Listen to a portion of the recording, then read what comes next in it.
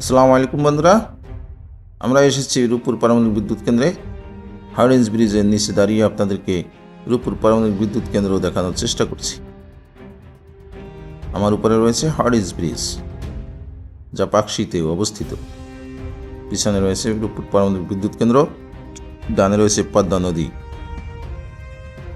এই নদীর কোল ঘেঁষে এই বিদ্যুৎ কেন্দ্রটি অবস্থান।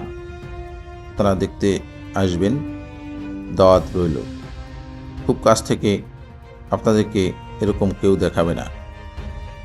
ঘুরে ঘুরে আপনাদের সামনে এর ইতিহাস ঐতিহ্য তুলে ধরার চেষ্টা করছি। বাংলাদেশের একমাত্র ভবিষ্যৎ বিদ্যুৎ সেক্টরের অভূতপূর্ব উন্নয়নের জন্য এই পারমাণবিক বিদ্যুৎ কেন্দ্র সফল বাস্তবায়ন চাই। আমরা সম্মানের সহিত বাঁচতে চাই, কারো দাবিদারি করে বাঁচতে চাই না। রূপপুর পারমাণবিক বিদ্যুৎ কেন্দ্র আমাদের গর্বের, আমাদের উন্নয়নের প্রতীক। আমাদের এই পারমাণবিক বিদ্যুৎ কেন্দ্র বাস্তবায়িত হলে বিদ্যুৎ সেক্টরে অভূতপূর্ব এক উন্নয়ন ঘটবে। 2026 সালে ইহা বাস্তবায়ন হবে বলে আশা করি। আমরা আপনাদেরকে এর ইতিহাস ঐতিহ্য তুলে ধরতে চেষ্টা করছি।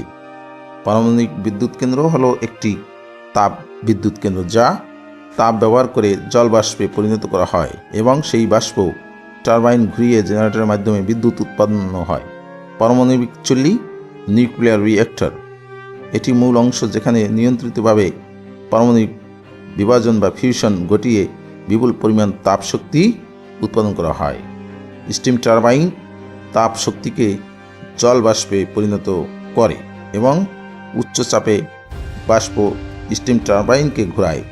জেনারেটর টারবাইনের সাথে যুক্ত জেনারেটরটি টারবাইনের ঘূর্ণন শক্তিকে বিদ্যুৎ শক্তিতে রূপান্তরিত করে।